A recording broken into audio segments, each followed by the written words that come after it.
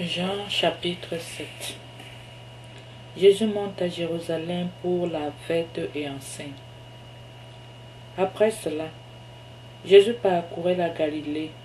Il n'avait pas pouvoir de circuler en Judée, parce que les Juifs cherchaient à le tuer. Or, la fête juive des Tentes était proche.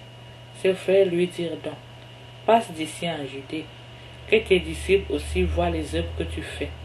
On n'agit pas en secret, quand on veut être en vue. Puisque tu fais ces choses-là, manifeste-toi au monde. Pas même ses frères en effet ne croyaient en lui.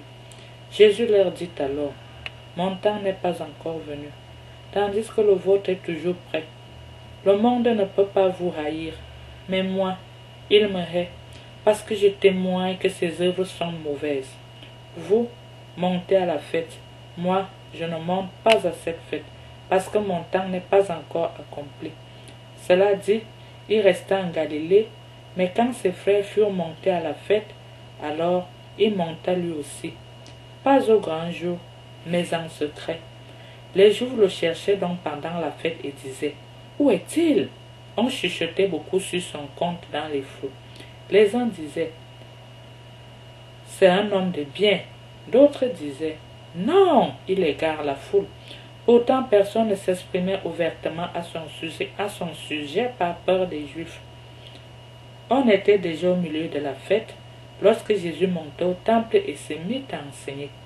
Les Juifs, étonnés, disaient, « Comment connaît-il les lettres sans avoir étudié ?»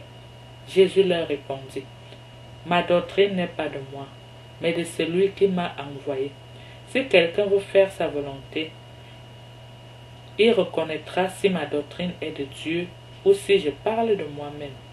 Celui qui parle de lui-même cherche sa propre gloire, mais celui qui cherche la gloire de celui qui l'a envoyé, celui-là est véridique et il n'y a pas en lui d'imposture. Moïse ne vous a-t-il pas donné la loi et aucun de vous ne la pratique, la loi? Pourquoi cherchez-vous à me tuer? La foule répondit, tu as un démon qui cherche à te tuer. Jésus leur répondit, pour une seule œuvre que j'ai faite, vous voilà tous étonnés. Moïse vous a donné la circoncision, non qu'elle vienne de Moïse, mais des patriarches. Et le jour du sabbat, vous la pratiquez sur un homme. Alors, un homme reçoit la circoncision le jour du sabbat, pour que ne soit pas enfreinte la loi de Moïse. Et vous vous indignez contre moi parce que j'ai rendu la pleine santé à un homme le jour du sabbat. Cessez de juger sur l'apparence, jugez selon la justice. Certains, des gens de Jérusalem, disaient, n'est-ce pas lui qu'il cherchait à tuer, et le voilà qui parle ouvertement, sans qu'il lui dise rien. Est-ce que vraiment les autorités auraient reconnu qu'il est le Christ?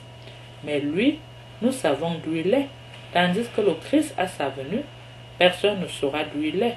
Alors, Jésus, enseignant dans le temple, s'écria, « Vous me connaissez et vous savez d'où je suis.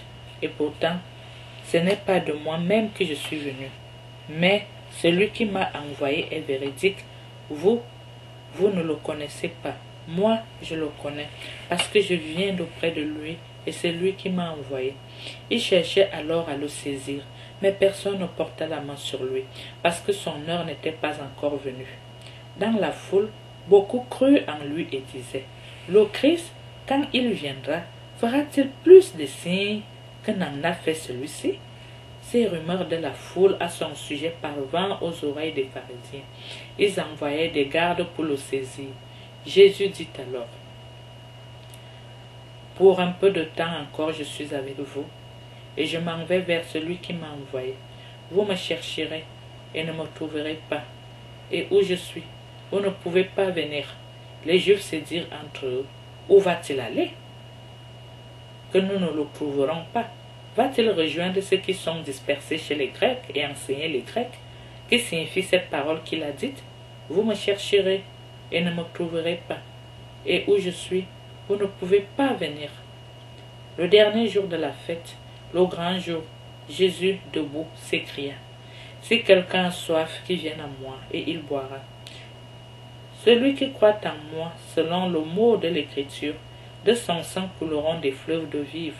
Il parlait de l'Esprit qui devait recevoir ceux qui avaient cru en lui, car il n'y avait pas encore d'Esprit, parce que Jésus n'avait pas encore été glorifié.